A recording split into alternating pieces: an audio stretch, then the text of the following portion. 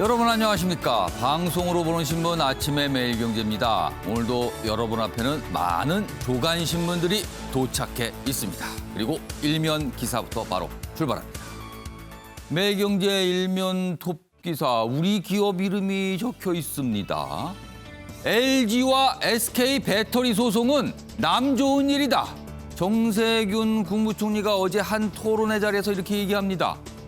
빨리 해결해라. 양사의 사실상 합의를 압박한 셈이다. 이렇게 돼 있습니다. 이 사안은요, 지금 LG와 SK의 이 그룹 내에 있는 기업들이요, 미국 국제무역위원회에 대해 제소를 했습니다. 지금 여기서 소송이 벌어지고 있어요. 근데 최종 판결을 앞두고 있죠. 3년간 진행된 소송입니다.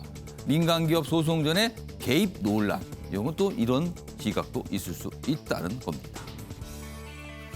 다음은 조선일보 보겠습니다. 기사가 이쪽에 있습니다.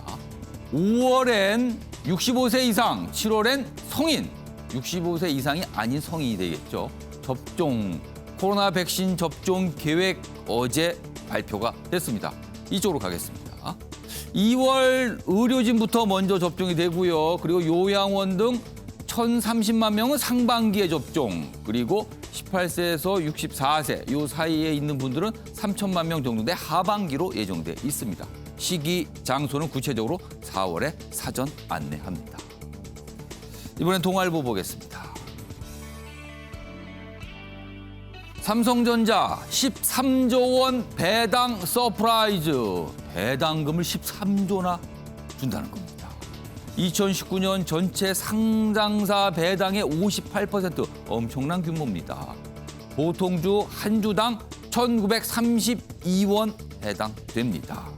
일대 주주 국민연금에는 1조 2,500억 원이 돌아가게 됩니다. 마지막으로 국민일보 보겠습니다. 이재명 1조, 그리고 민주당은 20조. 여기서 민주당이라고 된 것은 4차 지원금을 지급할 때 예상된 금액입니다. 코로나 현금 정국 돌입했다. 이재명 지사 전 도민에게 10만 원 독자 행보에 이렇게 돼 있죠. 민주당 내에서는 4차든 5차든 당장 하자 이런 얘기도 같이 나오고 있어요. 그리고 김종인 국민의힘 비대위원장도 100조 투입, 100조 마련 이런 얘기 하잖아요. 엄청난 금액들이 거론되고 있습니다.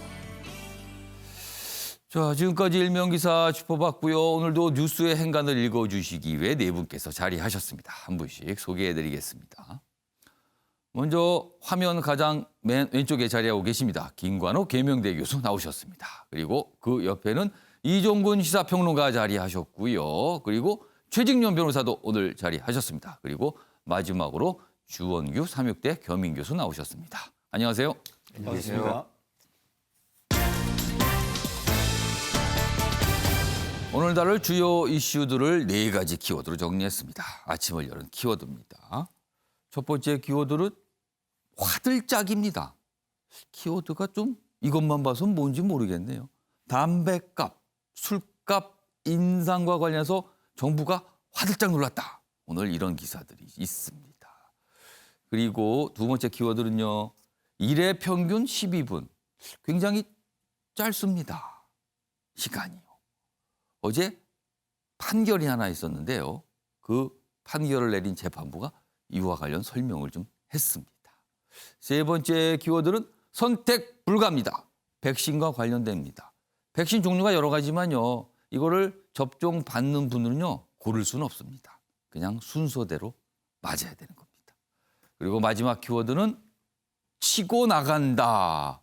정치권에서 요새 어떤 분 재난지원금과 관련해서 그동안 얘기와 논란들이 많이 있었는데 결국은 본인의 뜻을 관철시켰습니다.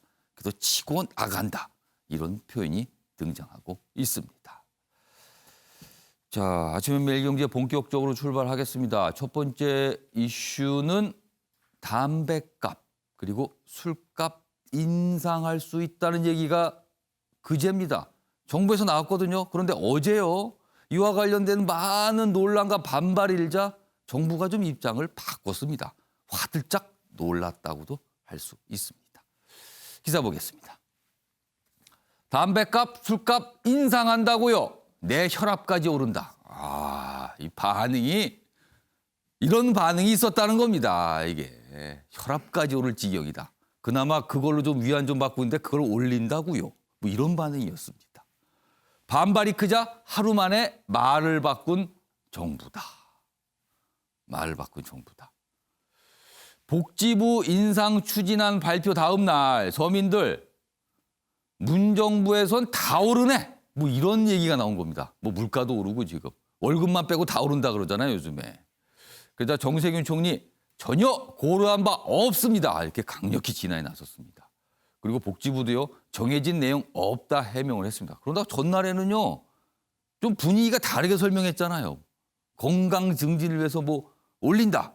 10년 동안 뭐 이런 얘기가 있었는데 어제는 해명을 했습니다. 그리고요, 이와 관련돼서 오늘 만평이 좀 하나 있습니다. 그러니까 국민들이 어떻게 인식하고 있는가에 대한 그 분위기를 전하고 있어요. 여기 보면 맨 위입니다. 술, 담배 가격 인상의 이유. 정부의 설명은 국민건강위에. 그렇죠. 국민건강증진부담금 뭐 이런 명목이었잖아요. 국민 건강을 위해서 올릴 수 있습니다. 올리겠습니다. 뭐 이런 거예요. 아래로 갑니다. 그렇다면 이 생각이나 이 생각은 같은 거 아닙니까? 이렇게 묻고 있어요. 사채 이자가 비싼 이유. 가계비 늘지 않게. 그러니까 논리를 여기다 적용해 보면 이거 아니냐는 거죠, 지금.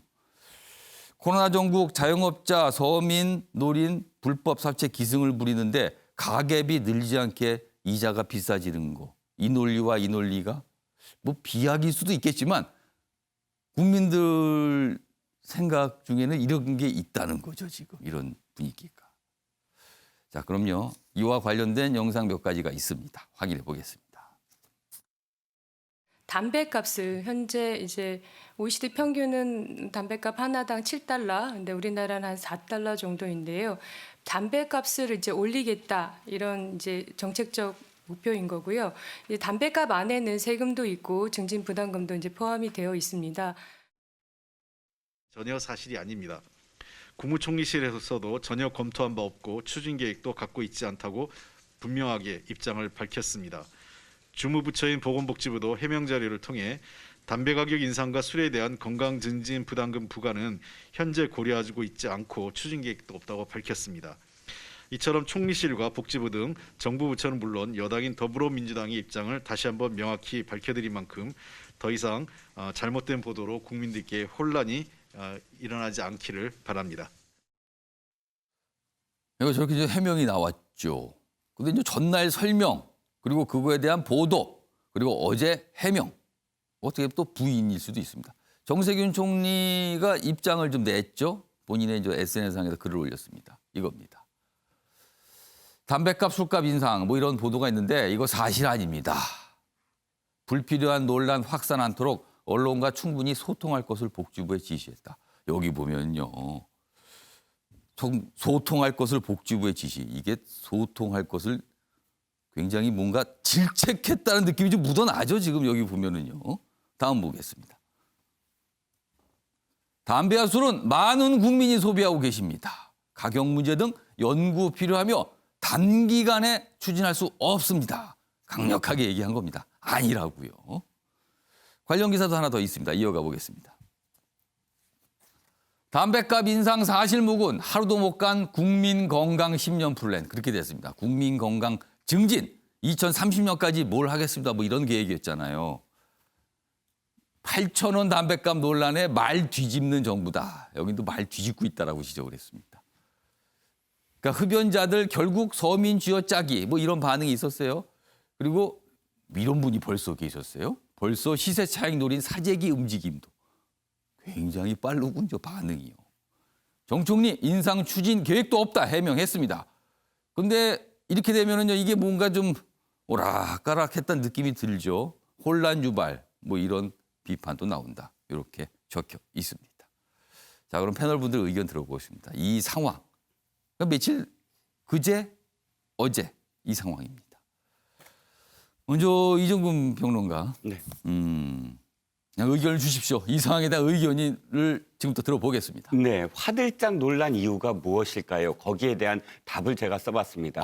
바로 이런 비난이 쇄도했기 때문입니다. 담배값도 내로남불이냐. 즉, 이 국민 건강 증진 종합 계획 이게 지금 하루 이틀 사이에 만들어진 건 아닐 거 아닙니까? 준비를 좀 했겠죠. 그렇죠. 보건복지부에서 계속 준비를 했고 또 국무회의에서도 어느 정도는 상의가 된 내용입니다. 그렇기 때문에 사실상 일부 발표도 된 것이고요. 국민들이 반대할 이유는 없죠. 2030년까지 70.4세에서 73.3세 한국인 건강 수명을 늘려준다니까요. 하지만 방법이 바로 담배값 술값 인상이라는 겁니다. 근데 담배값 말씀하셨지만 소득이 낮은 사람들이 더 많이 부담하는 소득 역진성이 가장 높은 항목이거든요. 그렇기 때문에 실질적으로 부담을 얻게 되는데 바로 문재인 대통령이 2017년도에 대한민국에 묻는다 해서 대담집에 그렇게 썼어요. 담배는 서민의 시름과 애환을 달래주는 도구다. 박근혜 정권이 그것을 빼앗았다. 이렇게 비난을 했었거든요.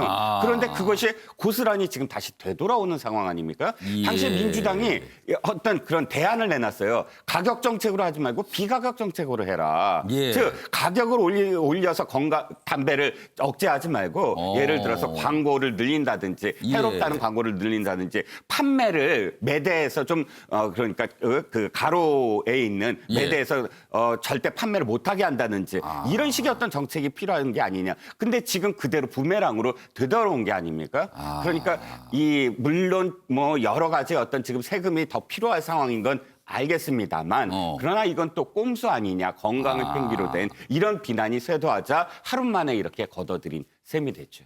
그러니까는 국민들의 인식이 요 인상 부분을 증세까지 연결해서 생각하는 분위기까지 가버린 거예요. 그러니까 그렇습니다. 정부도 어제 깜짝 놀라서 이거 아닙니다라고 그냥 강력히 부인을 했죠. 자, 주원규 교수님, 이 상황을 보시고 어떤 생각이 드십니까? 저는 정부나 여당이 이제 복지부나 국민에 대해서 두 부분에 대해서 설득이 부족했다고 생각을 합니다. 이게 지금 5차 국민건강증진 종합계획이라는 게 사실은 아까 이종근 평론가님 말씀대로 급조된 계획이 아닐 거라고. 그렇겠죠. 그런 계획을 하루아침에 만드는 건 아니잖아요. 네, 맞습니다. 10년 플랜인데요. 그리고 OECD 국가 수준으로 담배값을 맞추겠다라는 그런 비전을 제시하는 거는 저는 설득력이 충분히 있다고 생각을 합니다. 그러면 이런 부분에 대해서 현재 지금 약간 그 재난소득이나 이런 부분에 대해서 지금 세수가 필요하다라는 요구 때문에 왜 세수를 이렇게 국민이나 서민 건강에서 이렇게 착출하려고 하느냐. 그런 분위기가 지금 흐름이 있었기 때문에 이런 것들을 지금 충분히 설득하지 못했다라고 판단이 되거든요. 그러니까 분위기 자체가 아주 좀 민감한 상황에서 이 얘기가 딱 꺼내니까 그렇게 해석이 됐다는 거죠. 네, 맞습니다. 지금. 그러니까 이거는 그런 사안과는 무관하게 국민 건강을 위한 어떤 대응이다. 그리고 가격 인상만이 아니라 또 다른 어떤 방안들도 마련되어 있다. 이런 식으로 국민을 설득하는 워딩을 보여줬어야 되는데 그 부분이 일단 빠졌고 일단 손절하는 모양새, 요즘 말로. 그럼 복지부의 발표는 사실이 아니다라는 식으로 지금 이렇게 얘기를 하면은 그럼 사실이 아니면 언론이 사실이 아닌 걸 쓴 건가요, 그러면은? 예, 그러니까 지금 누구 탓을 하려는 건지 잘 모르겠다라는 이런 부분이 일단은 국민을 설득하는 데도 실패했다고 생각을 하고요. 그리고 복지부를 설득하는 태도도 필요하다고 생각을 합니다. 근데 아까도 그 정세균 총리 말씀을 보겠지만은 지시를 하겠다고 하시거든요. 언론과 바로 소통할 것을 지시해라. 그러면 그 지시라는 내용은 사실은 강압적인 어떤 설득의 모양새가 아니라 그런 부분이라고 생각을 합니다. 그러니까 복지부가 만약에 이 타이밍에서 이러한 발표를 했다라는 것이 국민의 정서와 그리고 정부와 여당이 지금 추진하고 있는 계획과 조금은 맞물릴 수가 있다. 언론을 통해서 부정적인 영향이 있을 수 있다. 그러면 복지부하고 조율하는 모양새를 보이셨어야 되는데 그게 아니라 지시해서 바로 이건 사실이 아니다라고 막는 모양새는 그럼 복지부가 지금까지 이렇게 준비했던 증진 계획의 방안은 도대체 뭐였는지에 대해서 국민들은 심각한 의문을 표하게 되는 거죠. 그리고 또 하나 말씀을 드리면 정세균 총리께서 너무 말씀이 좀 이렇게 과격한 느낌이 드세요. 지시를 했다라는 말씀도 있고 최근에 또 LG와 SK의 기업 간의 분쟁에 대해서도 또 한 말씀을 하시고 강력히 또 얘기했죠. 어제 이제 그 토론의 자리가 있었어요. 맞습니다. 그리고 이제 기재부의 나라는 그런 또 강성 발언을 막 쏟아내시는데 과연 그런 부분들이 정책적으로 오히려 혼선을 일으키진 않을지 그리고 국민들에게 충분히 설득이 될지 의문이 남습니다. 보건복지부가 그제 발표한 거는 국민 건강 그리고 어떤 이 건강 수명을 높이기 위해서 담배술 이게 좀 해로우니 이 부분의 소비를 좀 줄이겠습니다. 그러면서 가격 얘기, 부담금 얘기를 분명히 했거든요. 그리고 향후 10년간 어떤 계획을 마련하겠다. 간다. 그리고 특히 술값 경우는 앞으로 연구를 통해서 뭔가 가능하다. 이런 얘기까지 했는데 올리는 게 아니라고요. 윤학 교수님. 예. 저는 보건복지부가 할 말을 한 것이다 이렇게 생각을 해요. 그러니까 사실상 국민 건강 사회로 가야 되는 거 맞고요. 10년이라는 장기 플랜이기 때문에 뭐 그런 어떤 세금 인상도 하나의 수단이라고 볼 수 있어요. 그런데 어제 얘기는 거의 모든 거를 세금 인상으로 모든 게 해결되는 것처럼 얘기를 하고 있잖아요. 그러면 이 사안 자체가 호도가 됩니다. 결과적으로 이제 증세 문제로 전환되는 이슈가. 그러니까 정무적 판단이 거의 이 안에 없는 거죠. 그러니까 지금 우리가 어떤 정책을 만들 때는 사실 국무조정실에서 조정을 하거든요. 이게 이제 보건복지부의 사안이기도 하지만 또 이제 세금 문제면 기재부의 문제이기도 그렇겠죠. 해요. 더 중요한 건 사실 이게 뭐하고 연동이 되냐면 물가하고 연동이 됩니다. 과거에 우리가 물가지수 상품이 있어요. 짜장면, 쌀, 소주, 예. 목욕탕 값. 목욕탕 많이 다닐 때. 예. 그래서 이거 함부로 못 움직이거든요. 인상을 못 해요. 물가 확 올라가 버리니까. 옛날에 그 자장면 값은요 함부로 올릴 수 있는 게 아니었어요. 옛날에요. 이거 똑같아요. 예. 소주도 마찬가지고 담배값도 마찬가지예요. 예. 그런데 이거를 이제 건강이라는 어떤 그 부분으로 단순히 될 그런 사안 상품이 아닌데 예. 너무 한 부처의 어떤 생각으로만 이게 결정이 되고 있는 것이 사실은 이런 문제가 이제 확대 재생산되고 있는 그런 문제이고 저는 이런 과정이 우리의 어떤 정책 결정 과정의 어떤 통합성 예. 이것이 결여돼 있는 것을 단편적으로 보여주고 있다고 저는 생각을 해요. 그래서 전체적으로 중요한 사안에서는 사실은 조정하는 그런 역량을 좀 더 이 정부가 강화시킬 필요가 있겠다. 정부의 그런 기구들 조정을 하라고 마련한 기구들이 많이 있잖아요. 그렇죠. 그러니까 여기에서 사실 오늘 보면 바로 뒤집어지는 이 장면이 그것이 잘 작동이 안 됐다는 것을 보여주고 있는 거죠. 그러니까 이름은 여러 가지가 있을 수 있어요. 무슨 부담금이라는 이름이 있습니다만 국민들 느끼기에는 그냥 값이 오르는 겁니다. 그거는요. 그거를 세금이라는 이름이 안 붙었다고 부담금이다. 다르다. 이렇게 설명하시면 이게 맞는 걸까요? 과연? 국민 눈높이에서 말입니다. 자, 이 얘기 뭐 이 정도로 마무리하겠습니다. 뭐 정부에서 강력히 분해했으니까 일단 뭐 수습은 됐다고 볼 수 있습니다.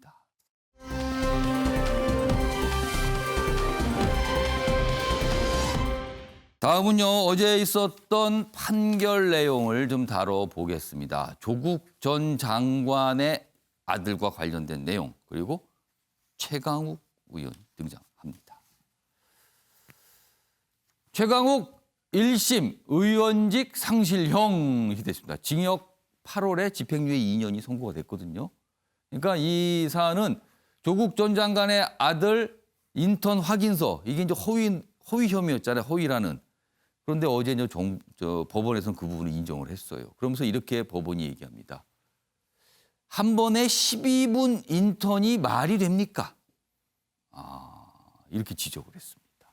내용 좀 더 보겠습니다. 이게 어떻게 나온 계산인가 하면요. 9개월을 일했다고 좀 알려지거든요. 그런데 9개월 동안 일한 시간이 16시간이에요.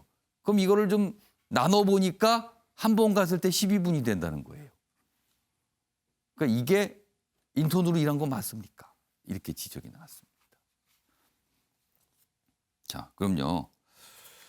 어제 재판이 끝나고 나서 최강욱 의원 뭐 기자들 앞에서 좀 얘기한 게 있습니다. 확인해 보겠습니다. 힘내세요, 최강욱 의원. 오늘 선고 어떻게 생각하시나요? 네, 힘내시기 바랍니다. 허위사실 포함이라고 기소되셨는데요. 무죄다, 최강욱. 검찰 보복이라고 생각하시나요? 즉시 항소해서 진실을 밝히기 위해서 노력하고 재판부도 인정한 것처럼 주말과 휴일에 나와서 일을 한 것, 또 체험 활동을 한 것, 이것이 정말 취직을 준비하는 인턴을 전제로 한 확인서에 해당하지 않기 때문에 허위라고 볼 수밖에 없는 것인지, 그것이 상식에 부합하는 것인지 상급심의 현명한 판단을 구하겠습니다. 그러니까 그거죠. 인턴 활동을 한 것으로 봐야 되는 건지, 이쪽에서는 최강욱 의원은 그건 인턴 활동 맞다. 그래서 나온 거다. 근데 재판부는 이건 문제가 있다. 그렇게 보기 어렵다. 그리고 입시와 관련돼서 이게 활용이 됐다. 뭐 이런 판단이었습니다. 기사 하나 이어가 보겠습니다. 그 서류 연고대 위한 것, 정경심 문자, 최강욱의 결정타가 됐다. 이런 문자가 이제 확인이 됐다는 겁니다. 최인영 변호사. 이게 이제 재판 내용이라서 좀 정교하게 볼 필요가 있어요. 법원이 정확하게 판단을 내린 것은 어떤 부분이고 그 이유는 뭡니까? 그렇습니다. 일단 죄명부터 알아야겠죠. 예. 위계에 의한 업무방해죄. 한마디로 이게 그 스펙을 쓴 거 아닙니까? 예. 업무 활동을 이렇게 했다라는 것을 보냈고 그걸 근거로 가지고? 해서 결국 합격을 고대와 연대 대학원을 했지 않습니까? 그럼 업무 방해를 받은 것은 대학 측이다. 그렇죠. 이 판단인 결국 건가요? 그 본인이 썼던 내용 자체는 사실 그게 진실이든 아니든 저도 대한민국 대통령 최진영 이렇게 쓸 수도 있어요. 그게 죄가 되진 않아요. 그렇지만 그걸 들고 가서 내가 대통령이라고 하면서 청와대에 막 들어가면서 막는 거를 들어가면은 그럼 공무집행 방해되는 그 논리인 거거든요. 인턴 확인서가 진실이든 아니든 그 자체는 문제가 안 된다는 건가요? 그렇죠. 그런데 그것을 고대와 연대에 대학원 입학 자료로 내는 걸 알면서도 냈다는 그걸로 인해서 입학 과정에서의 사정 평가의 업무를 방해했다는 것인데요. 그게 사용될 것을 알고 써줬다. 그렇죠. 이게 문제가 된 거네요. 그렇죠. 그럼. 그런데 아까 얘기했는 것처럼 정경심 교수가 보낸 그때의 문자. 예. 이 서류는 고대 연대에 쓰일 것이다라고 했던 그 문자가 뒷덜미를 잡았다는 것이 바로 그게 그 부분인 것이죠. 중요한 증거가 된 거예요. 그렇죠. 그러면서 이렇게 얘기하고 있습니다. 지금 그 2017년 1월부터 10월까지 그러니까 9개월간 16시간 일했다고 하는데 저도 이제 대형 로펌에서도 있고 하면 가끔씩 이제 인턴들이 옵니다. 예. 그런데 보통 인턴들은 여름 방학이나 이럴 때 한두 달 하지 9개월 인턴했다는 것을 제가 들어본 적이 사실은 없습니다. 그리고 또 통상도 하나. 매일 출근하면서 똑같이 일과 시간 일을 그렇죠. 한다는 거죠. 만약에 그 정도로 일했다고 하면 저는 이거 묻고 싶습니다. 열정페이라도 드렸느냐. 실제로 일했다고 하면은 인턴한테도 교통비라도 보통 지급하는 것이 많죠. 그렇죠. 원래 지급을 합니다. 그렇죠. 그것조차 안 했다고 하면은 정말 만약에 아까 얘기 적시항소에서 진실을 밝히기 위한 노력을 하겠다고 했는데 진실을 밝히기 위한 노력을 더 이상 뭘 할 수가 있는지에 대해서는 저는 상당히 의문인데요. 어쨌든 간에 지금 그 최강욱 의원 같은 경우에는 예. 본인으로서는 어쨌든 간에 뭔가 아직까지 밝히지 못한 일이 있다라고 얘기를 하니까 그 부분을 항소심에서 봐야겠습니다만 결국은 이런 것 같습니다. 뭐냐면은 어떤 공소 사실을 진술을 거부할 수 있는 권리는 있습니다. 그렇지만 적극적으로 거기에 거짓말을 할 권리는 없는 것 같은데요. 적어도 지금 그 중앙지방법원 판결처럼 9개월 동안 일을 했다고 하면서 그것도 16시면은 나눠보면은 1회에 12분인데 출근 퇴근하는 시간이 오히려 길지 않습니까? 상식의 현저히 어긋나기 때문에 그 내용을 진실이라고 보기 어렵고 진실이라고 보기 어려운 서류를 대학원에 낸다는 걸 알면서도 그것을 보내면서 그렇게 하니까 정경심 교수가 조만간 와인바에서 술 한잔 하자 이런 얘기가 있다고 하면은 그 건전한 상식을 가진 우리 상식적 입장에서는 그것이 정당하다고 얘기하는 것 자체가 저는 납득하기 어렵다는 거죠. 그럼 만약에요. 지금 아직 1심이니까 네네. 최종심까지 뭐 2번 더 남았는데 만약에 이 상황이 이런 판결이 확정이 된다면 근데 지금 대학원 입학은 했잖아요. 네네. 근데 어떻게 되는 겁니까? 그거? 결국 이 부분에 있어서 뭐 고대와 연대 대학원을 합격했다가 연대 대학원으로 간 것으로 알고 있습니다. 예. 그렇다고 하면은 이와 같이 허위의 어떤 그 내용이 들어있기 때문에 예. 대학원 입시 요강 보면은 보통 그런 것 있지 않습니까? 추후에 이런 부분이 그 허위의 진술이 있는 것이 확인되면은 입학이 취소될 수 있습니다. 이렇게 돼 있는 케이스가 많습니다. 대학 쪽에 또 판단이 있어야 그렇죠. 되는 부분이네요. 그래서 취소한다라고 돼 있는 경우도 있고 취소할 수 있다라고 하는 케이스가 있기 때문에 어떤 판단을 할지는 모르겠습니다만 그것이 중대한지 여부 결정적으로 그것대로 영향을 하는 줬는지 것이고, 여부가 또 있겠네요. 그거는 그것대로 하는 것이고 그와 별도로 지금 최강욱 의원이 허위의 내용을 줘서 제출된다는 걸 알고 했다고 하면 그에 따르는 처벌은 별도인 것이죠. 여기 최강욱 의원 지금 먼저 당 대표죠. 이 내용 어제 뭐 화면도 봤는데요. 그 내용이 좀 더 소개돼 있습니다. 이쪽으로 가겠습니다. 이 마지막 부분입니다. 선고 직후 이런 얘기를 했죠. 검찰의 폭주를 견제할 기관으로 법원이 어떤 인식을 가졌는지 생각하게 한다. 이게 무슨 뜻이죠? 이게 해석이 좀 필요할 것 같아요. 그리고 즉시 항소의 진실을 밝히기 위한 노력을 하겠다. 이렇게 돼 있습니다. 김윤학 교수님, 요 검찰 폭주를 견제할 기관으로 법원이 어떤 인식을 가졌는지 생각하겠다. 이게 무슨 뜻입니까, 이거? 검찰의 정치적 행위를 방치하고 있다. 뭐 이렇게 방치한다 이런 불만인 건가요? 그렇죠. 그러니까 정치가 사실상 이번 판결의 가장 중요한 요인이다. 뭐 이렇게 해석을 하고 있는 것 같아요. 근데 저는 개인적으로 뭐 그 부분에 동의하지 않습니다. 어제 판결문의 핵심은 이거예요. 입시 공정성을 훼손했다는 것이거든요. 그러니까 우리가 보통 학생들이 많은 수험생들이 그 법무법인에서 인턴하는 그런 기회를 잡지 못해요.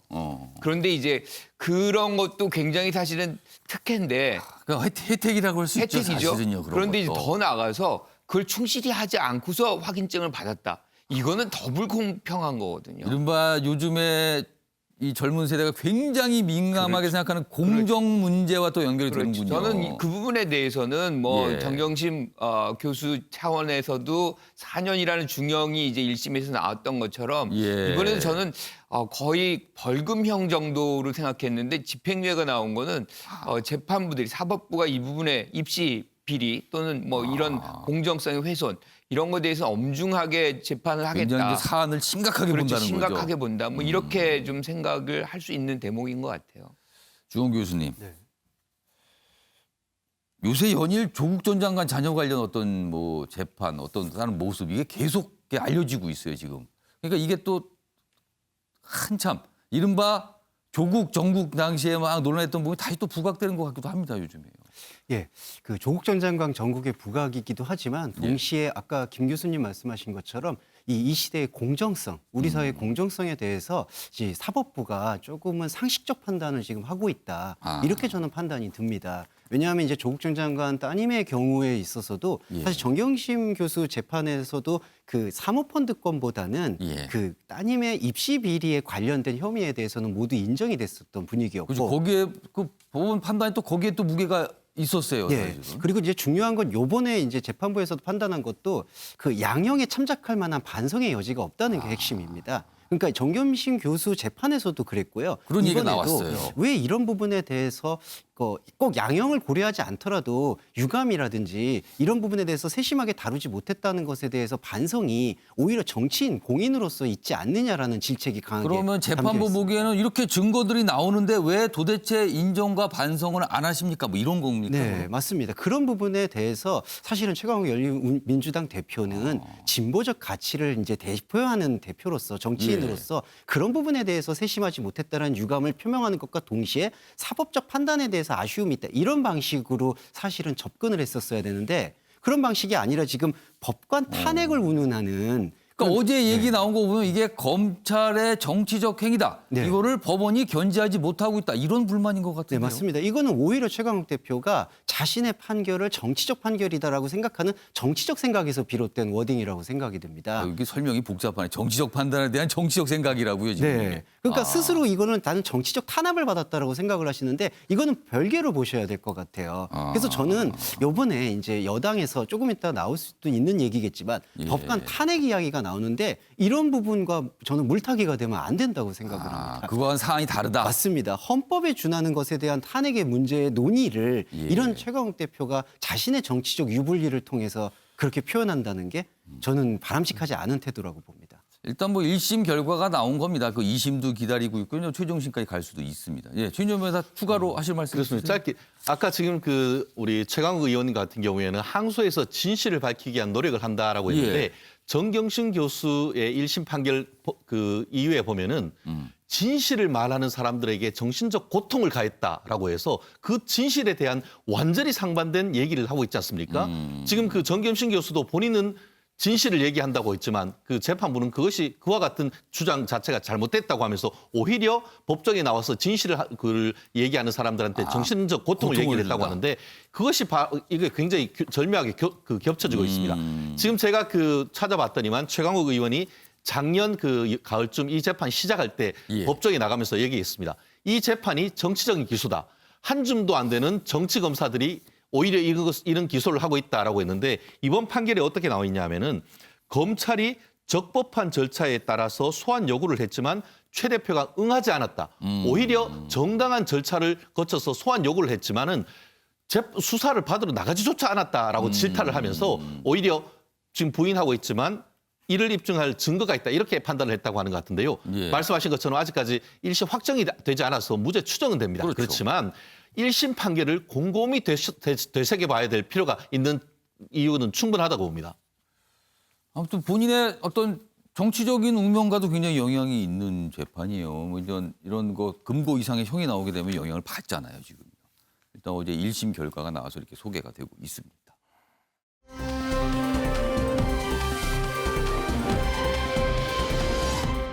다음은요, 이 사안은 어제 저녁에 한 방송 보도를 통해서 처음 알려졌고요. 그리고 밤사이에 다른 언론사들도 취재를 통해서 내용이 소개되고 있습니다.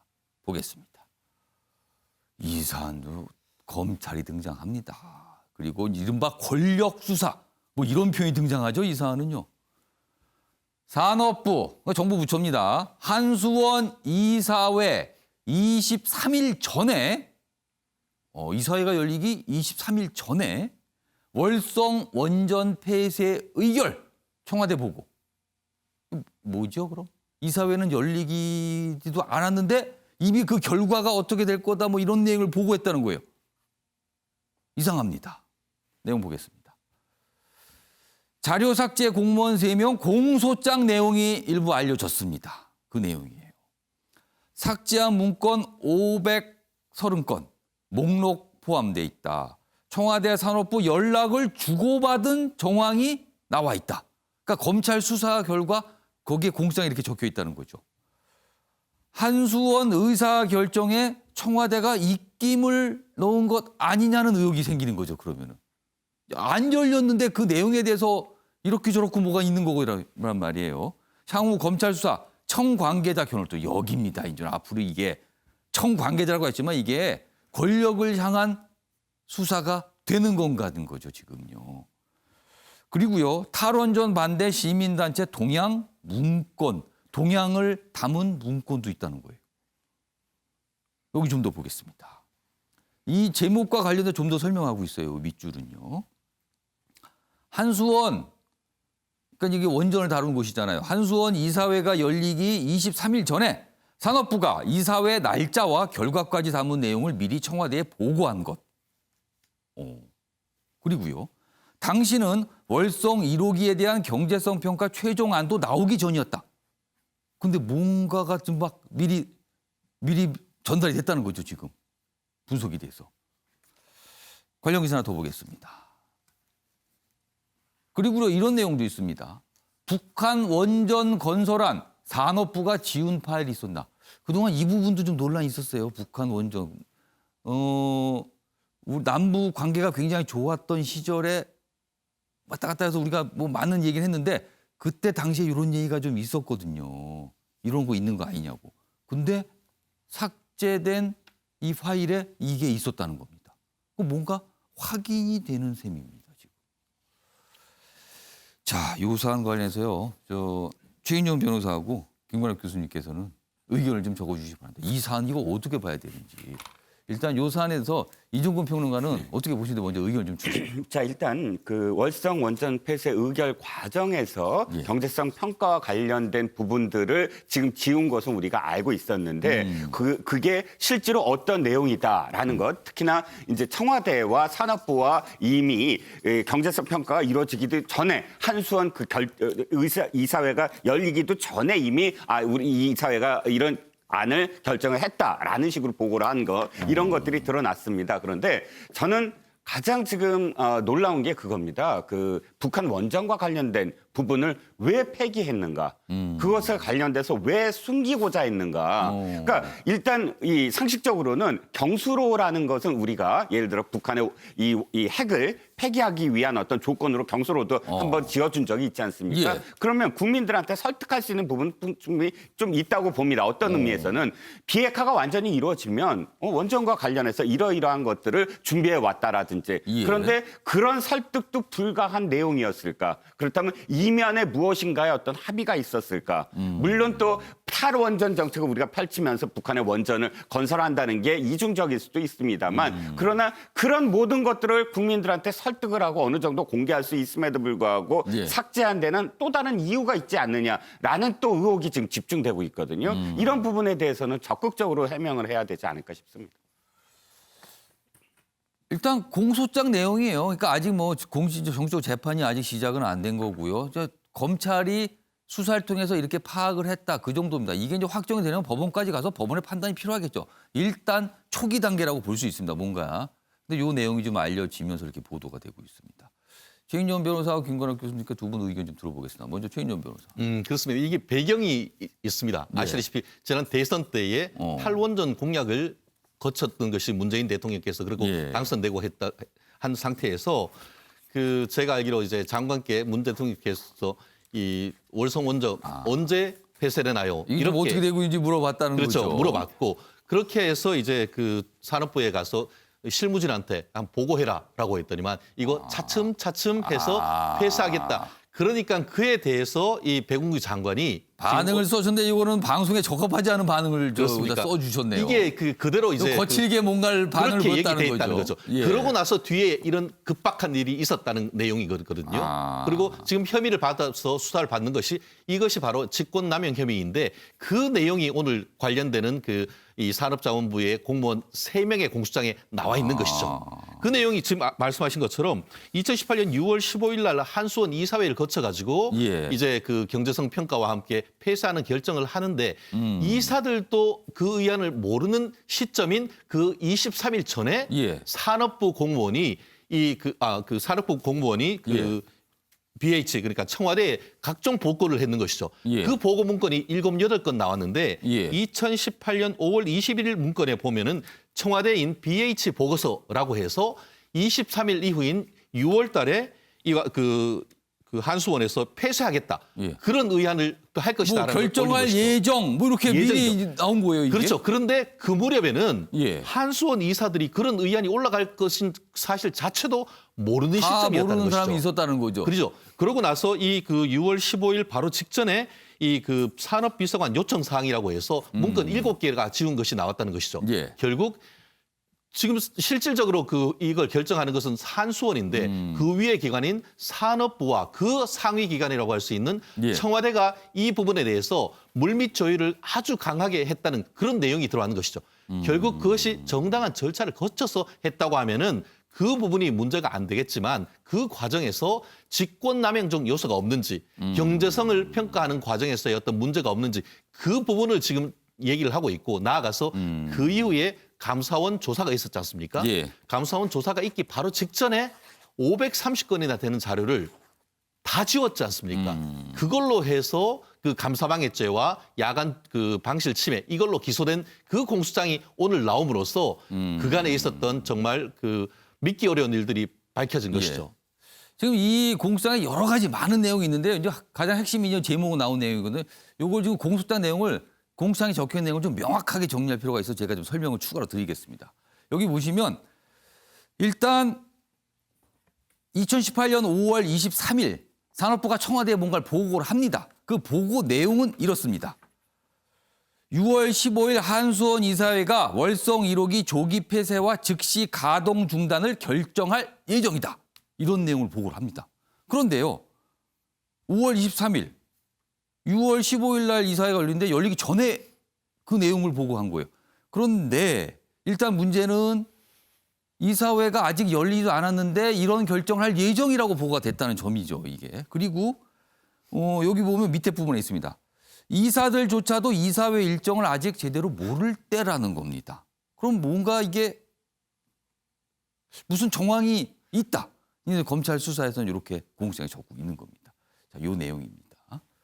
김근학 교수님께서는 이 사안 좀 어떻게 보고 계세요? 그러니까 지금 공소장이 저는 매우 추상적이다 이렇게 봅니다. 그러니까 결국에는 이 범죄 혐의에서 가장 중요한 거는 증거를 조작하거나 인멸했거나 그리고 또 추가해서 그것을 지시했거나 그렇죠. 그런 게 중요한 거죠. 그게 제일 중요합니다. 여기에 아무것도 그런 부분은 없어요. 일단 그런 내용은 좀 모호하다는 거죠. 단순히 이제 산업부가 만든 보고서를 청와대에게 올렸다는 거, 그리고 그 내용이 결정되지 않은 사안이 그 안에 포함돼 있다. 예. 그런 많은 사실 정부 보고서에는 이런 방향으로 간다, 예정되는 것들, 많은 얘기들을 그렇게 올릴 수밖에 없는 것들이 일단 있거든요. 어떤 사안에 대한 예측을 할 수 있는 것일 수 그렇죠. 있다. 그런데 그거를 뭐 지시한 것처럼 여기 범죄 행위에 지시된 그 사안이 뭐가 있습니까? 아직 그 공수처에 그런 내용 아직 알려지지 않고 없는 있어요. 거죠. 그런데 예. 이제 그거 자체를 막 하고 이제 연기 피우듯이 뭔가 그 뭐 증거 인멸이라든가 뭐 경제성 평가를 조작하는 거에 청와대가 지시할 수 있는 것처럼 그런 정황을 이렇게 만들어가는, 느끼게 하는 그런 이 공소장이다라고 예. 저는 생각해서 매우 추상적이고 구체적이지 못하기 때문에 예. 이 공소장으로 청와대의 어떤 연관성을 찾아내기 굉장히 어렵다. 저는 이렇게 봅니다. 자, 어제 저녁에 보도가 됐고요. 그 이후에 이제 다른 언론도 취재가 됐고 오늘 이렇게 보도가 된 겁니다. 그런데 이 부분이 아마 이제 재판이 또 관련돼 있기 때문에 뭐 산업부가 추가적인 설명을 내놓을 수 있을까 싶기도 합니다. 지금 이 부분에 대해서. 아무튼 공소장은 작성이 됐고요. 그리고 이제 재판은 진행이 될 겁니다. 그걸 좀 기다려 봐야겠죠. 그리고 북한 이제 원전 예. 안 같은 경우는 이런 게 있거든요. 우리가 지금 미국하고 인도하고 핵 합의가 있습니다. 2005년에 한 건데 그때 조건이 뭐냐면 인도는 더 이상 핵을 개발하지 않고 그 대신에 인도가 필요한 원전을 미국이 지어줘요.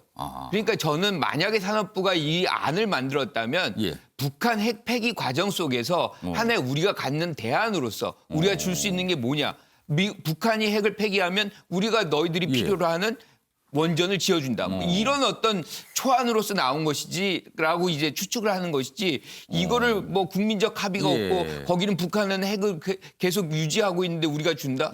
저는 그거는 뭐 맞지 않는 해석이라고 이종호 봐요. 평론가 그런데 왜 지웠을까요 이거를? 그러게요. 제가 묻고 싶은 게 바로 그겁니다. 왜 지웠을까요, 그러니까 이거를? 그런 사실이 예를 들어서 경수로 같은 그런 협력이 없었다면 새로운 원전 뭐 이러면 이 그림이 그려지지 않으니까 사실 이게 뭘까 더 궁금했을 수도 있는데 그런 정도라면 지울 이유가 저는 없다고 보고요. 그러니까요. 지우는 거는 뭔가를 좀 보여주고 싶지 않다, 알리고 싶지 않다는 뜻이 왜 되는데. 지웠을까? 지웠다, 그러니까 숨기거나 피했다는 건 그건 어쨌든 그 추후에 혐의가 있기 때문이다라고 추정할 수밖에 없는 것이고요. 두 번째는 교수님 말씀 제가 굉장히 많이 공감을 하는데 예. 중요한 건 지금 이 기사의 핵심은 공소장의 다른 부분은 하나도 지금 기사에서 담지 않았습니다. 이 기사는 핵심이 뭐냐면 공소장에 담긴 지운 목록, 예. 그 목록만 지금 보도하고 있거든요. 그러니까 그 관계에 있어서는 공소장에 따로 기재가 돼 있을 것이다. 그러니까 아직까지 모르는 거죠. 그렇죠. 다 확인을 다 그런 못 모든 해봤으니까요. 부분을 한 게 아니라 SBS가 보도한 건 목록만을 보도했기 때문에 그 목록만 갖고 여죄 여부를 우리가 예단할 수는 현재까지는 아직은 없다는 없다. 거죠. 예. 이 사안 이거 정치권에서 이게 굉장히 지금 민감하게 항상 얘기가 되는 사안이거든요. 그런데 어제 내용이 좀 공소장 내용이 알려지고 보도가 좀 됐습니다.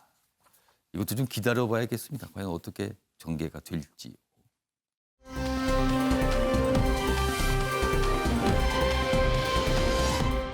다음은 코로나19 백신 접종과 관련 내용 좀 다뤄보겠습니다. 어제 정부가 계획안을 공개했죠.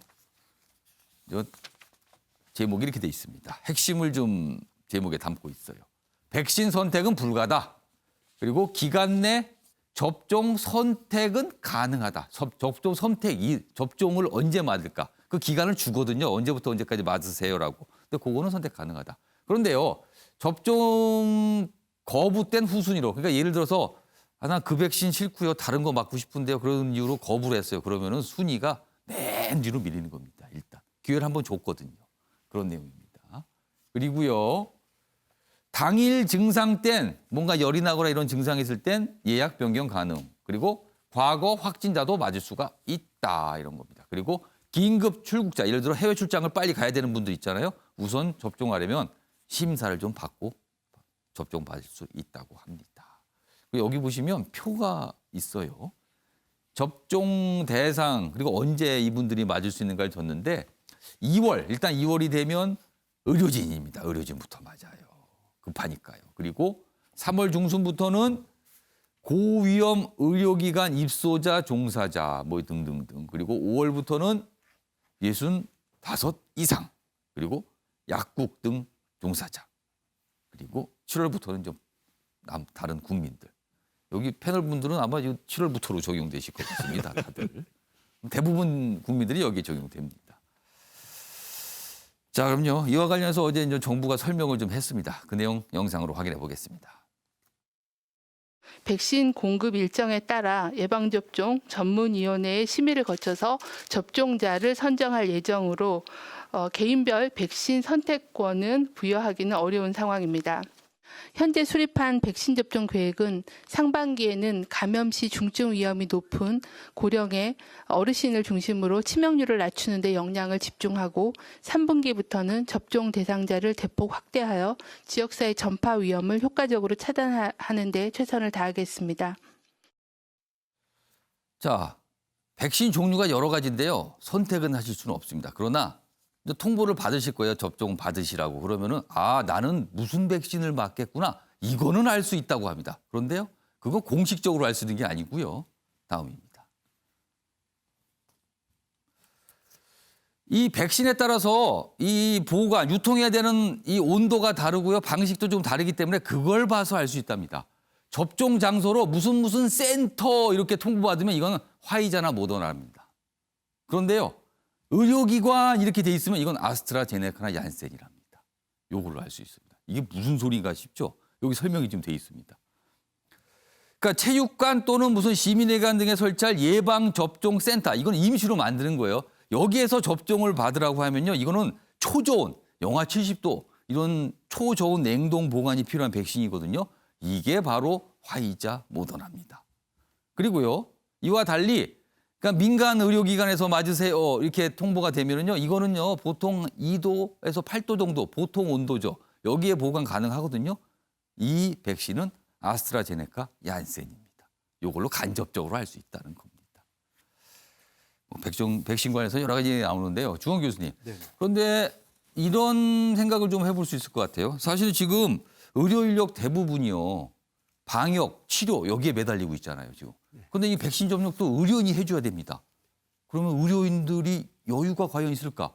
이거 의료인 확보를 좀 접종을 그 일에 할 의료인을 확보해야 되는 거 지금 미리 생각해야 되는 거 아니까 이런 얘기가 좀 있습니다. 네, 앵커님 말씀이 정확하신 게요. 이번에 발표를 하실 때 사실은 의료 인력 배치에 대해서도 발표를 해주시는 게 바람직했습니다. 좀 더 좀 네. 그거는 아직 준비가 안 됐는지 모르겠어요. 네, 거기에 대해서 약간 좀 의문이 들고 사실 의료계에서도 저게 우려하는 바거든요. 지금 이 백신의 계획에 있어서 사실 미국이나 처음 시작했던 우리보다 먼저 이제 백신을 시작했던 나라들이 약간 혼란을 겪고 있습니다. 그런 혼란을 겪고 있는 이유가 그 의료 체계나 접종센터에 일원화가 되지 못하고 있는 부분, 의료 인력의 부족이 문제이기 때문에 그런 부분에 대한 어떤 계획도 조금은 발표해 주시고 그리고 면밀히 지금 마련했으면 좋은 것 같고요. 또 하나는 의료 인력 중에서도 이 정보, 백신에 관한 정보와 관리를 또 해줄 수 있는 그 의료 인력이 또 필요하다고 생각을 합니다. 왜냐하면 이번 코로나 백신의 가장 포인트는 그 정보, 백신 정보의 객관성과 투명성이 있습니다. 왜냐하면 저희 국민이 지금 백신 선택권이 없거든요. 백신이 5종이나 6종 정도가 지금 나와 있는 상황에서 백신 선택권이 없을 때 최근에도 아스트라제네카에 대한 3상 시험에 대한 이제 의문들이 곳곳에서 표명이 됐는데 그것이 어떤 이유인지 어떻게 대응할 것인지에 대해서 계속 면밀히 브리핑을 해줄 수 있는 기관이 질병관리청의 의료 인력에도 포함이 돼야 된다고 생각합니다. 그렇지 않으면 어떤 일이 발생하냐면은 자꾸 특정 백신에 대해서 불신을 갖게 되면 그 백신은 맞기 싫다고 해서 계속 접종 거부를 할 수도 있고요. 그런 부분에 대한 문제를 이렇게 일소시키기 위해서는 집단 면역을 추구하기 위해서는 그런 면밀한 그 계속되는 그 지침이 필요하고 또 하나 말씀드리면 요번에 그 초기 백신이기 때문에 코로나 백신은 거기에 대한 부작용이나 이상 반응이 솔직히 있을 수가 있다는 의견들이 있습니다. 모르는 겁니다. 그거는. 맞습니다. 그런 부분에 대해서 지금 백신 회사는 사실은 면책권을 요구했고 그걸 받아들였거든요. 그럼 국가가 이번에 혹시라도 있을 그러한 피해 보상에 대한 가이드라인을 또 정확히 말씀해 주시는 게 접종에 대한 적극성을 국민들이 가질 수 있다고 생각을 합니다. 사실은 처음 해보는 거예요. 온 국민이 빠른 시간 내에 접종을 받으려고 하는 겁니다. 아마 많은 국민들이 궁금한 것도 많을 거고요. 그리고 이거 이상한데요라고 물어보는 국민도 많을 겁니다. 그거를 잘 설명해 주는 거. 이것도 중요할 것 같습니다. 관련 기사 몇 가지 있는데요. 좀 알아보겠습니다. 자, 지금 이 코로나 백신 이게 워낙 몇몇 접종은 영하 70도면 보통 온도가 아니거든요. 이걸 보관을 해야 돼요. 근데 많은 분들이 그럼 어디다 보관할 거지? 이거 궁금하실 수 있어요. 여기입니다, 바로. 냉동 창고입니다. 여기 물 뿌리면 그냥 바로 어온답니다. 이렇게. 여기 기사 보겠습니다. 백신 들어온다. 참치 빼라. 아, 참치가 차 있던 곳에다 이제 백신이 들어가게 되는 거군요. 그렇죠. 참치는 거의 뭐 돌덩이처럼 얼어 있잖아요. 여기 보면 초저온 창고 그 내용을 전하고 있는데요. 영하 70도 유지의 국내 유일 시설. 여기 참치가 있었답니다. 화이자 백신 맞이할 채비를 끝냈다. 내달 초 5만 명분 들어와 보관 후 전국 접종 센터로 갑니다. 이거 화이자는 센터로 가는 거예요. 배포할 계획이다. 이런 곳에 대한 소개도 여기 좀 있습니다. 참치가 있던 곳에 백신이 들어가게 되는 겁니다. 다음 기사 보겠습니다. 이번에는 부작용과 관련된 내용이에요. 백신 맞고 이상 반응 땐 진료비, 간호비 정부가 보상합니다. 일단 이런 원칙을 정했습니다. 여기 보면 화이자, 모더나, 아스트라제네카 제품 흔한 부작용은 두통, 피로, 근육통 이 정도는 있다고 합니다. 근데 이럴 때도 이거 아마 불안하신 분들은 상담을 좀 받고 싶을 거 아니에요. 그럴 때 이런 거 상담도 또 잘 챙겨야 될 것 같습니다.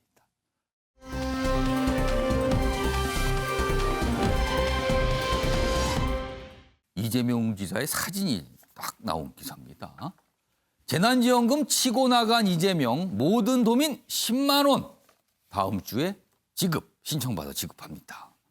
모든 도민 10만 원이면 경기도 도민이 1,400만 명이 조금 안 되거든요. 그럼 여기에 곱하기 10을 하면 1조 4천쯤 되네요.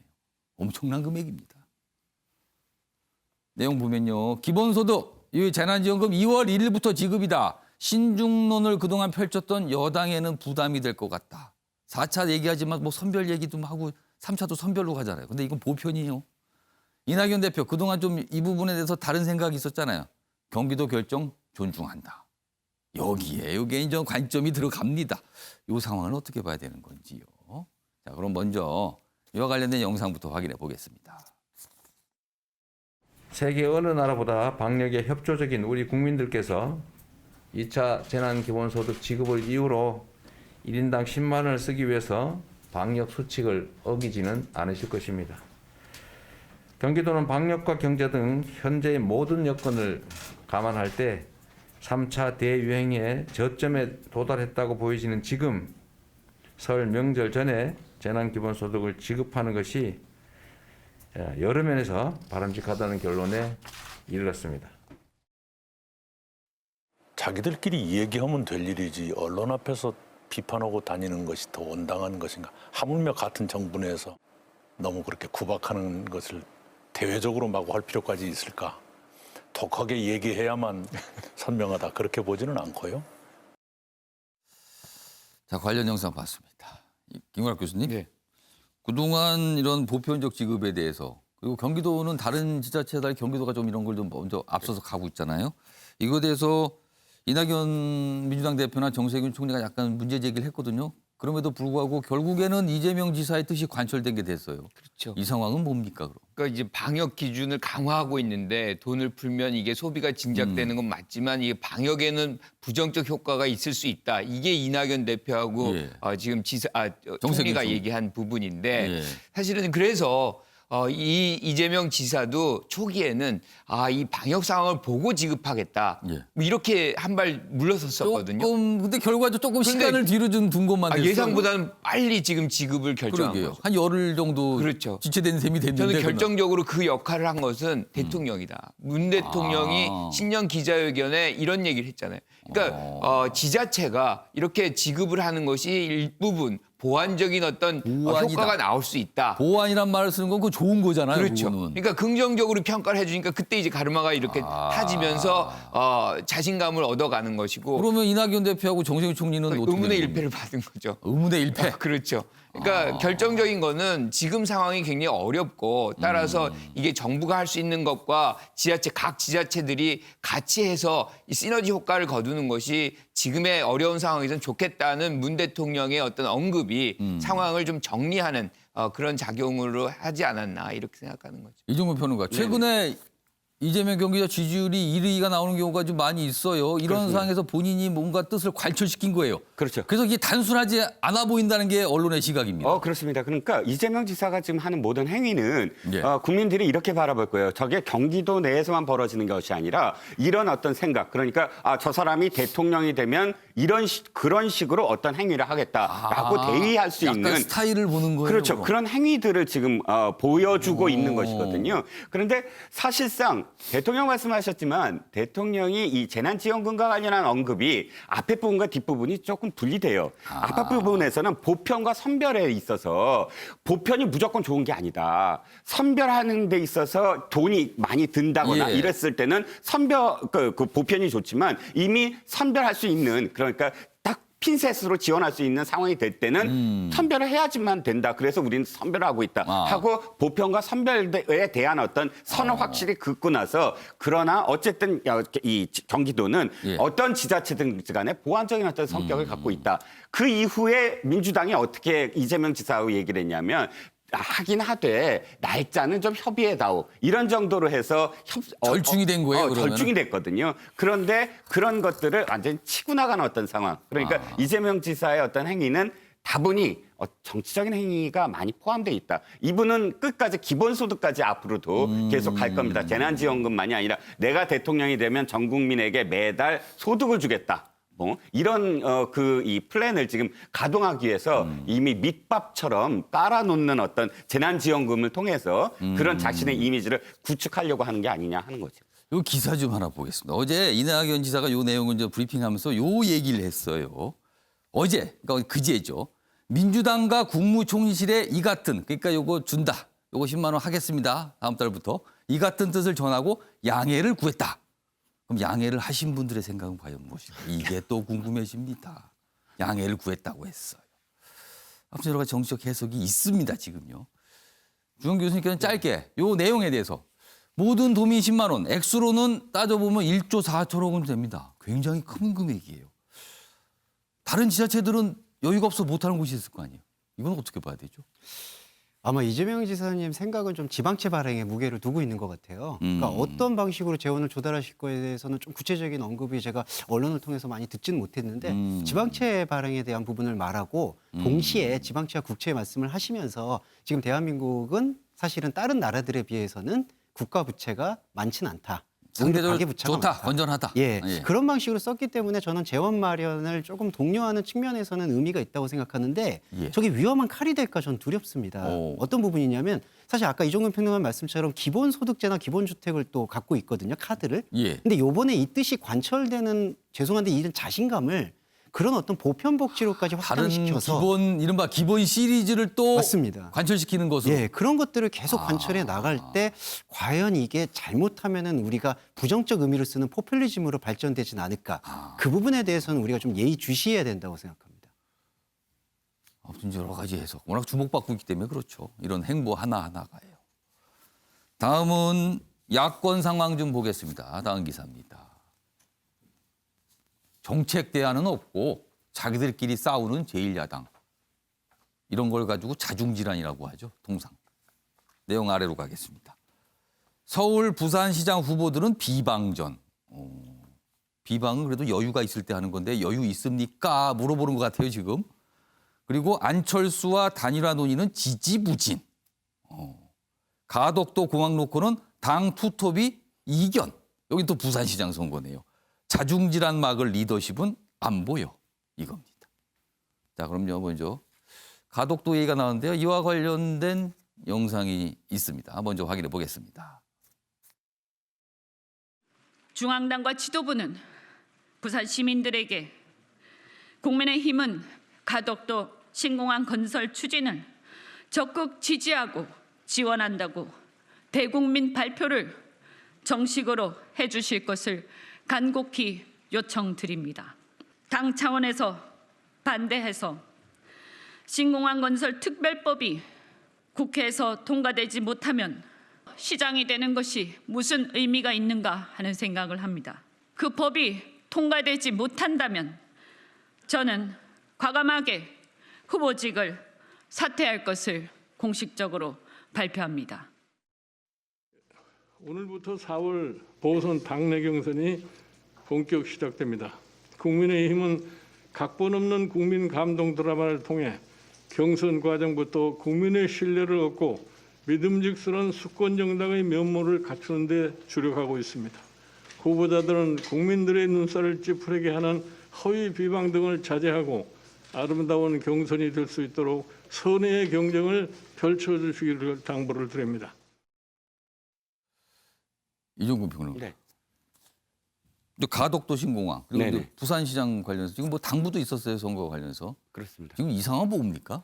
일단 가덕도 신공항이 새로운 안은 아닙니다. 2012년도에 문재인 후보가 대통령에 나왔을 때도 그것을 가장 크게 공약으로 내세웠고 또 최근 3년 전에 오거돈 시장도 이 자신이 어떤 공약으로 가덕도 신공항을 내세웠거든요. 그러니까 가덕도 신공항이 어느 날 갑자기 나온 어떤 이슈는 아닙니다. 그렇지만 민주당으로서는 가덕도 신공항이 가장 큰 어떤 이슈일 수밖에 없어요. 왜냐하면 이 보궐선거가 사실 그 오거돈 시장의 잘못으로 인해서 생겨난 것이므로 정책적인 어떤 가장 대안으로 밀고 나가야 되는 어떤 상황인데 워낙에 부산의 어떤 민심이 가덕도에 몰려 있다 보니까 지금 국민의힘에서도 그것을 안 한다 한다라는 그러니까 가덕도 프레임에 빨려 들어갈 수 없는 상황. 그러다 보니까 후보들도 어쨌든 자신이 가덕도에 대해서 어떻게 입장을 취하고 있다를 좀 더 차별화되게 보여줘야 되거든요. 아니면 다 같이 함께 그냥 똑같이 묻혀가는 어떤 상황이기 때문에 그래서 아마 이현주 의원의 저런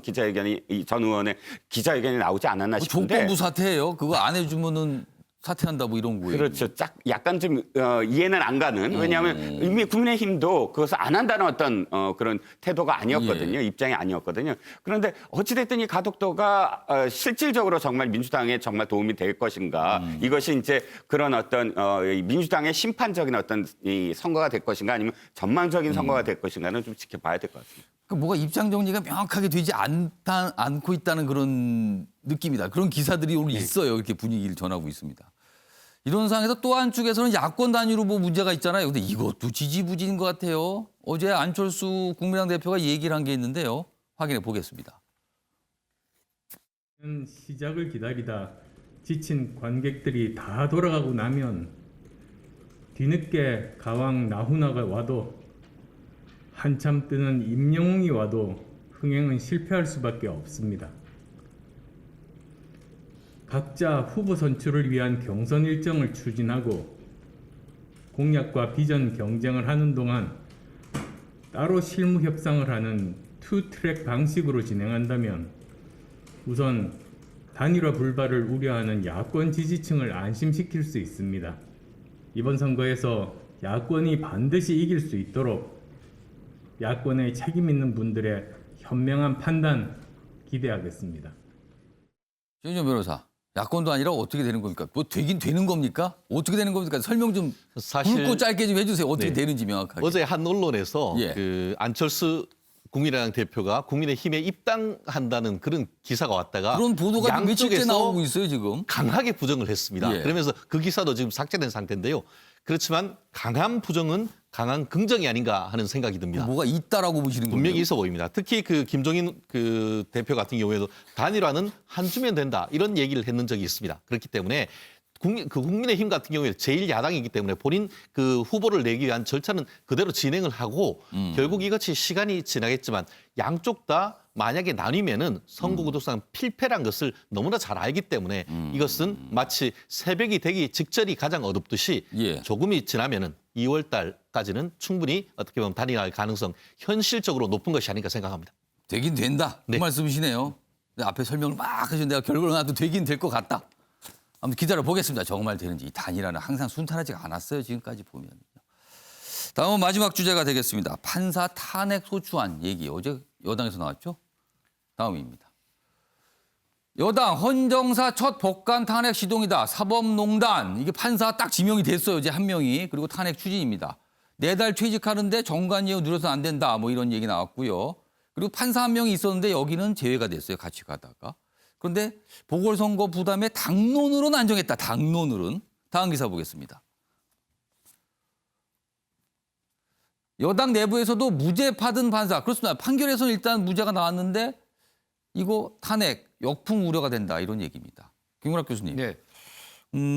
당론은 왜 안 정했을까요? 뭐가 부담이 있긴 있는 건가요? 그렇죠. 1심에서 일단 무죄가 나왔어요. 그런데 예. 그 무죄 안에도 재판 개입에 대한 부분은 인정이 되어 있습니다. 이 부분이 뭐냐면 박근혜 전 대통령이 7시간 세월호 상황에서 이거를 이제 상케이 신문 기자가 이제 기사를 썼는데 그게 명예훼손에 해당이 된다. 뭐 그래 가지고 이제 재판이 벌려진 건데 여기에 이제 개입을 했다는 거거든요. 가장 중요한 헌법에서 보장된 것이 재판부 독립성인데 이것을 흔들어 놓은 것이기 때문에 탄핵에 준하는 그런 어떤 처벌을 받아야 될 필요성은 있다라고 보는 거죠. 그런데 문제는 지금 이제 재판을 받고 있고 이게 3심까지 가는 거기 때문에 예. 여기서 또 입법부가 나서가지고 또 이런 어떤 입법부의 권한은 맞습니다. 예. 분명히 맞아요. 탄핵할 수 있는데 예. 3심까지도 보지도 않고서 지금 탄핵을 해야 되는가 그런 어떤 우려는 분명히 있는 것이고 신중론이 당내에 있다 이렇게 보는 그런 거죠. 걱정이 좀 있다. 목소리가 좀 갈리는 것 같긴 합니다. 지금요. 자, 앞서서 경기도 재난지원금 지급 얘기 다뤘는데요. 경기도는 이 재난기본소득이라 불리하는데 소요재원 1조 4천억 원 정도는요. 지방채 발행 없이 지역개발기금, 뭐 통합재정안정화기금, 재난관리기금 등 이런 쪽에서 충당하기로 했다는 부분 좀 바로잡아 드리겠습니다. 아침의 매일경제 오늘은 여기서 마무리하겠습니다.